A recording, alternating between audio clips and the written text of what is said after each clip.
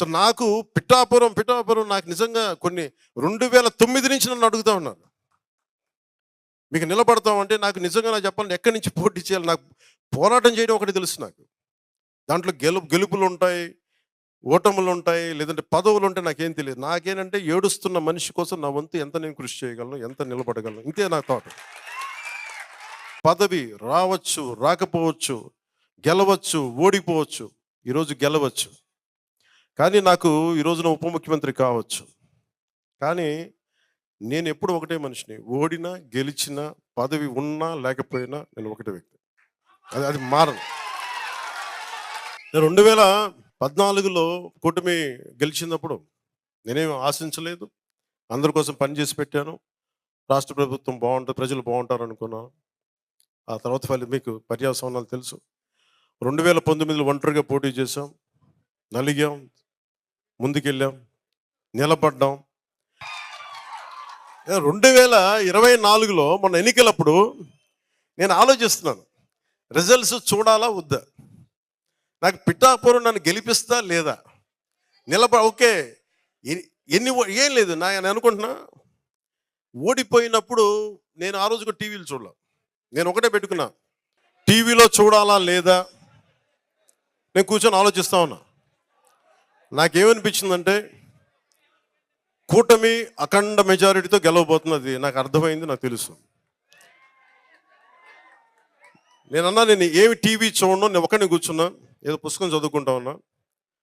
ఎవరన్నా సరే వచ్చి నాకు చెప్పండి, మనం కూటమి గెలిచింది,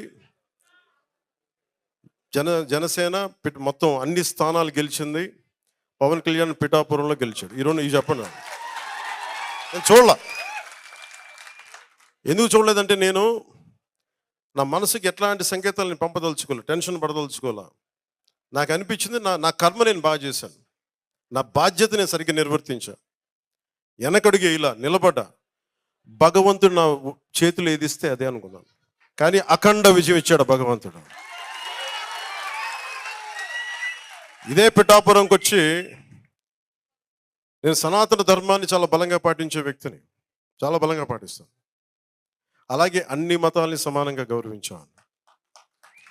ఈరోజు మీరు అందించిన ఈ విజయం నాకు దేశ చరిత్రనే తిప్పగలిగే అంత శక్తినిచ్చింది నాకు. అంటే దేశం కోసం పనిచేయడానికి శక్తినిచ్చింది విజయం. ఒక్కొక్కసారి ఎంత దెబ్బలు తిన్నా చిన్నపాటి విజయం, ఒక చిన్నపాటి వెన్ను మీద సున్నితంగా తట్టు, నాకు అలాంటి బలమైన నాకు మీరు నిలబడ్డారు, నేను మర్చిపోలేను. నేను చాలాసార్లు చెప్తాను, నా కడ వరకు, నా ఆఖరి శ్వాస వరకు నేను ప్రజల కోసమే పనిచేస్తాను.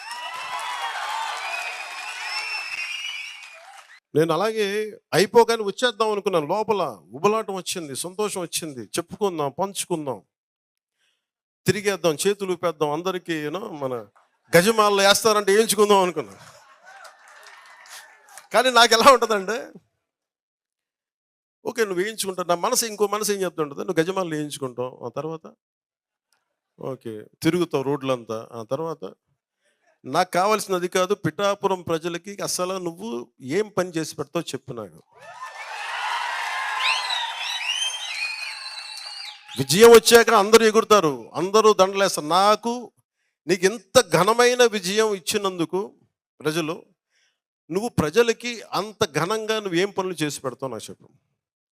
నేను కూర్చున్నా, నాకు వచ్చి చేతులు ఊపి కృతజ్ఞతలు చెప్పడం సరిపోలా, ఒళ్ళోంచి ఒక కూలీలా పని చేయడానికి సిద్ధపడిపోయాను. అందుకే నాకేమనిపించిందంటే, నేను పిఠాపురాన్ని అంతకుముందు ఎవ్వరూ అభివృద్ధి చేయనంత విధంగా భారతదేశంలో పిఠాపురం అనే ఒక నియోజకవర్గం దీనికి ఒక అంతర్జాతీయ గుర్తింపు తీసుకొచ్చిన రోజున అప్పుడు ఊరేగుతాం.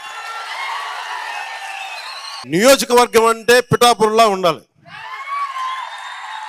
మతాల సామరస్యత కానీ, భిన్నమైన మతాల సామరస్యత కానీ, భిన్నమైన మనకి సమూహాల మధ్య సామరస్యత కానీ, అభివృద్ధి కానీ, చూడటానికి చక్కటి పల్లెటూరి వాతావరణం ఉండి, ఒకవైపు దర్గా, ఇంకొక వైపు ఆంధ్ర బాప్టిస్ట్ చర్చ్, ఇంకొక వైపు మనకి అమ్మవారి గుడి, కుకుటేశ్వర స్వామి, దత్తా శ్రీపాద శ్రీవల్లభుడు. ఇది టూరిజం సర్క్యూట్ చేయాలి ఇవి.